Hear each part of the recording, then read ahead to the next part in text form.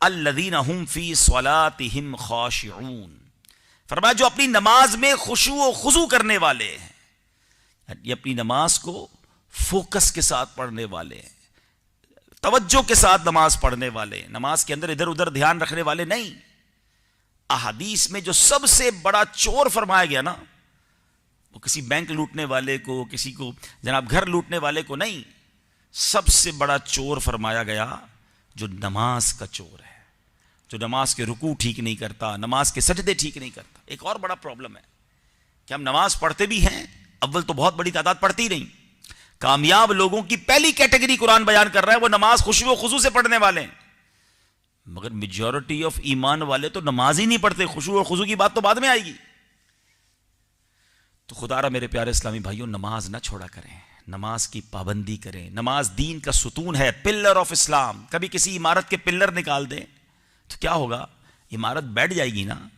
اگر اسلام کا پلر ہی میری لائف میں نہیں ہے تو میرا ایمان کیسے بچے گا؟ خود غور کرے نا۔ اسی طرح نماز کو مومن کی معراج کہا گیا۔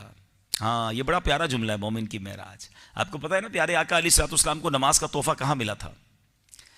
معراج کی رات اللہ نے اپنے پاس بلا کر یہ تحفہ دیا۔ دنیا کا دستور ہے کہ جب آپ کے پاس کوئی آپ کا پیارا آتا ہے، سب سے پیارا آتا ہے، تو آپ سب سے پیارا گفٹ دیتے ہیں، دا موسٹ بلیوڈ، تو پھر آپ تحفہ بھی ویسا ہی دیتے ہیں۔ اللہ نے اپنے حبیب کو اپنے پاس بلایا اور تحفہ کیا دیا؟ نماز کا تحفہ دیا۔ اندازہ کیجئے کتنا کمال کا تحفہ ہے۔ اچھا، پھر پیارے آقا نے معراج کی شب یہ تحفہ پایا نا، اللہ کا دیدار کیا جو کائنات میں کسی اور نے نہیں کیا۔ مگر نبی پاک کی شان دیکھیں، خود تو دیدار کیا، ساڑھے دیدار کا انتظام بھی فرما دیا۔ وہ کیسے؟ نماز کو مومن کی معراج کہا گیا نا، فرمایا جو نمازی ہوگا اس کو بروز قیامت اللہ کا دیدار کرایا جائے گا۔ یعنی ہمیں بھی دیدار ہو سکتا ہے اللہ کا، مگر وہ کیسے؟ کہ جب ہم نماز کی پابندی کریں۔ نماز کا ایک اور اعزاز سمجھیے کہ روزہ، حج، زکوٰۃ، یہ سارے احکام جبریل امین زمین پر لے کر آئے، اللہ کے نبی کی بارگاہ میں وحی کی صورت میں لائے، مگر نماز کا حکم اور نماز کہاں ملی؟ اللہ نے اپنے پاس بلا کر دیا۔ اس سے اندازہ کرے کہ یہ کتنا اہم فریضہ ہے، مگر بہت بڑی تعداد نماز سے محروم ہے۔ ایسا نہ کریں۔ سبحان اللہ۔ میرے آقا علیہ الصلوۃ والسلام نے ایک بہت پیاری اگزامپل کے ذریعے نماز کی فضیلت بیان فرمائی۔ آقا فرماتے ہیں کہ حدیث پاک کا خلاصہ ہے، اس بندے کے بارے میں کیا کہتے ہو جس کے گھر کے باہر نہر نکل رہی ہے اور اس میں 5 بار غسل کرے، کیا اس کے جسم پر کوئی میل باقی رہے گا؟ Look at the beautiful example. اچھا، اگر آج ہمارے گھر کے باہر تو نہر نہیں، مگر میں اگر آپ سے پوچھوں کہ کوئی دن میں 5 بار شاور لے لے تو کیا وہ اس کی ہائیجین میں کوئی پرابلم رہے گا؟ اس کی صفائی ستھرائی میں، یا جسم پر کوئی میل باقی رہے گا؟ آپ کہیں گے وہ تو بڑا صاف ستھرا رہے گا، 5 بار شاور لے گا۔ تو صحابہ نے کہا حضور نہیں، جو 5 بار نہائے گا اس کے اوپر میل کہاں سے رہے گا؟ سرکار دو عالم علیہ الصلوۃ والسلام نے فرمایا کہ نماز کی مثال ایسے ہی ہے کہ جب بندہ 5 وقت نماز پڑھتا ہے تو گویا 5 وقت اللہ کی رحمت کے دریا میں غوطہ لگاتا ہے، سارے گناہ اس کے دھل جاتے ہیں، خطائیں معاف ہو جاتی ہیں۔ اب سوچے جو پورے ہفتے میں ایک ہی بار نہر رحمت میں غوطہ لگائے، جو صرف جمعہ ہی پڑھتا ہے، تو پورا ہفتہ تو گرد آلود رہتا ہے نا۔ نہ کریں ایسا، نماز قضا نہ کریں۔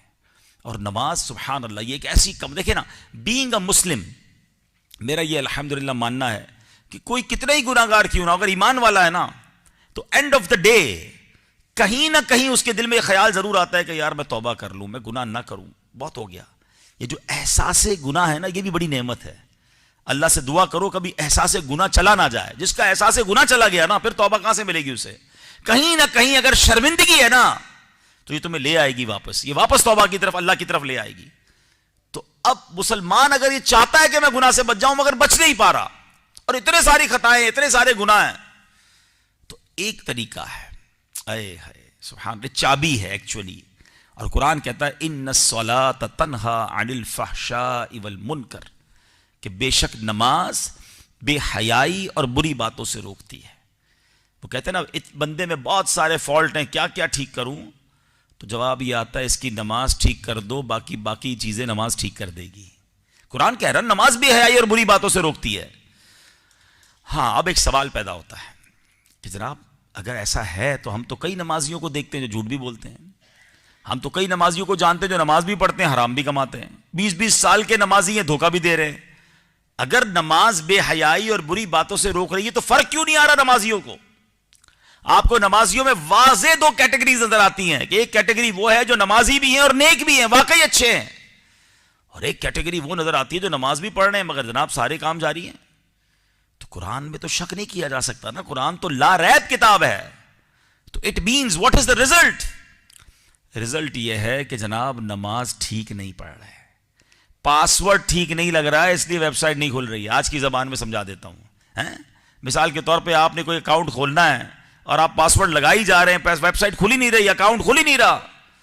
تو آپ اپنے کسی چھوٹے بچے کو، آج کل بچے بڑے فاسٹ ہیں، بیٹا دیکھو پاسورڈ کیوں نہیں لگ رہا؟ تو بچہ آ کے کہتا ابو آپ ایک نقطہ زیادہ لگا رہے تھے، ابو جی آپ اے اسمال لکھ رہے تھے، اے کیپٹل لکھنا تھا. اور جیسے ہی وہ ٹھیک کرتا ہے ہماری ویب سائٹ کھل جاتی، پاسورڈ ویب سائٹ کام کرنا شروع کر دیتی ہے.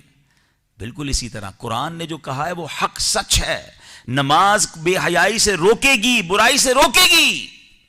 شرط ایک ہے کہ نماز ٹھیک پڑھنی ہے، نماز پراپر پڑھنی ہے، پاسورڈ پراپر لگانا ہے. تو خدا را نمازی بھی بنیے اور صحیح نمازی بنیے. نماز کیسے بچاتی ہے؟ منقول ہے کہ ایک شہر میں کچھ لوگ ڈکیتی کر رہے، چوری کرنے چلے گئے ایک گھر میں. گھر والے کی آنکھ کھل گئی، شور مچا دیا، چور چور. وہ چور بھاگنے لگے. جب چور بھاگے تو محلے والے بھی پیچھے بھاگے کہ پکڑو آج چوروں کو. چور بڑی تیزی سے بھاگتے بھاگتے ان کو محلے میں ایک مسجد نظر آئی. انہوں نے کیا کیا، مسجد میں چلے گئے اور مسجد میں جا کر جھوٹی موٹی نماز پڑھنا شروع کر دی.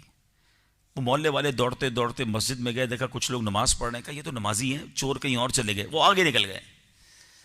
تھوڑی دیر بعد جو ہے وہ جو چوروں کا سردار تھا وہ کہتا ہے یار آج جھوٹ موٹ نماز پڑھی ہے تو اللہ نے اتنی بڑی رسوائی سے بچا لیا ہے، سچ نماز پڑھیں گے تو اللہ کتنا نوازے گا، کتنی برکتیں ملیں گی. میں آج توبہ کرتا ہوں چوری سے. نماز کی نقل کی تو نماز نے چوری سے بچایا. وہ سردار کے ساتھی کہتے ہیں تسی ڈکیتی وچ بھی سادے سردار، اب توبہ وچ بھی تسی سادے سردار. وہ سب نے توبہ کر لی، سب نے چوری چھوڑ دی. تو نماز اگر آپ نماز کی طرف آئیں گے نا، وہ یقیناً بچائے گی آپ کو. نہیں بچا رہی تو چیک کریں میری نماز میں کوئی پرابلم ہے.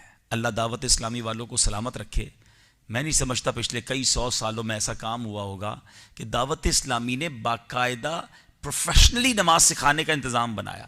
اگر میں آپ سب سے سوال کروں، جواب مجھے مت دیجیے گا، اپنے آپ کو ہی دے دیجیے گا کہ ماشاءاللہ آپ میں سے کئی نمازی ہوں گے، جمعہ تو پھر بھی پڑھتے ہوں گے، عید کی نماز بھی پڑھتے ہوں گے، رمضانوں میں بھی پڑھتے ہوں گے، کہ نماز سیکھی کہاں پر ہے، پراپر نماز کہاں سیکھی ہے؟ تو میجورٹی جواب یہ دیتی ہے ہم تو اپنے ابو کو پڑھتے دیکھتے تھے، مسجد میں گئے تو لوگوں کو پڑھتے دیکھا، وضو خانے پہ لوگوں کو وضو کرتے دیکھا، ویسے ہی کرنا شروع کر دیا. کیا باقی سارے کام ایسے ہی کیے آپ نے؟ میٹرک کے لیے اسکول گئے، گریجویشن کے لیے کالج گئے، ڈرائیونگ کے لیے ڈرائیونگ اسکول جوائن کیا، ٹائپنگ کے لیے ٹائپنگ انسٹیٹیوٹ جوائن کیا، نماز کے لیے کیا جوائن کیا؟ حالانکہ جو سب سے پہلا فرض ہے. تو پلیز جو ہمیں برکتیں نہیں مل رہی نا، جو ہمارے لیے اللہ کی بارگاہ میں درجات کی بلندی کے دروازے نہیں کھل رہے، کہیں نہ کہیں یہی پرابلم ہے کہ ہم نماز پراپر نہیں پڑھ رہے. نماز کی فرائض ہیں، نماز کے شرائط ہیں جناب، وضو کے فرائض ہیں، پاک ہونے کے لیے غسل کرنا ہے وہ غسل کے فرائض ہیں، بہت ساری بیسکس ہیں جو مس ہیں. تو الحمدللہ دعوت اسلامی نے پروفیشنلی، جیسا میں نے آپ کو بتایا کہ فیضان نماز کورس ڈیزائن کیا، اور اس کو بھی کئی طریقے کا ڈیزائن کیا کہ جناب کوئی 7 دن کے لیے ہمارے مرکز میں آ جائے، ہم کھلائیں گے، پلائیں گے، ٹھہرائیں گے، وداؤٹ فیس پوری نماز اس کو سکھا دیں گے. کوئی بندہ کہتا ہے میں 7 دن رہ نہیں سکتا، پارٹ ٹائم روز کا 1 گھنٹہ دے دیں، ہم پڑھا دیں گے آپ کو. اچھا جناب آ نہیں سکتے، ہم نے فیضان آن لائن اکیڈمی، ہمارا ایک ڈپارٹمنٹ ہے، میں چاہوں گا اس کی ویب سائٹ نوٹ کر لیں، quranteacher.net. آن لائن فیضان نماز کورس شروع کرا دیا تاکہ دنیا میں جہاں بھی، ابھی بھی میرا یہ بیان لائیو جا رہا ہوگا، جو بھی دنیا میں سن رہا ہے اور سمجھتا ہے ہاں یار میں ایک بار اپنی نماز چیک کروا لوں. میں نہیں کہتا کہ آپ کی نماز غلط ہے، چیک کروا لینا، اپنا بلڈ ٹیسٹ بھی تو کرواتے ہی ہیں نا کہ یار چیک کر لے کوئی شوگر تو نہیں، بلڈ پریشر تو نہیں ہے، کوئی کولیسٹرول تو نہیں. تو ایک بار کسی صحیح قاری صاحب، صحیح عالم دین کو جو ہم آپ کو آفر کر رہے ہیں، آپ آئیں اپنی پوری نماز چیک کروا لیں، اللہ کرے پوری ٹھیک ہو، نہیں ہے تو ٹھیک کر لیں، تاکہ نماز کی برکتیں ملیں، نماز کا فیضان ملے، ہر سجدہ میرے درجے بلند کرے، ہر دعا میری رب کی بارگاہ میں میرے آنسو بہائے. تو پہلی آیت کیا تھی؟ کامیاب کون ہیں؟ ایمان والے. اور وہ ایمان والے کرتے کیا ہیں؟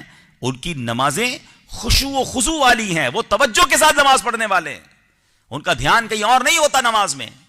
تو جب آپ نماز پراپر سیکھ لیں گے، ترجمے کے ساتھ پڑھ لیں گے، تو انشاءاللہ نماز میں دل بھی لگنے لگ جائے گا.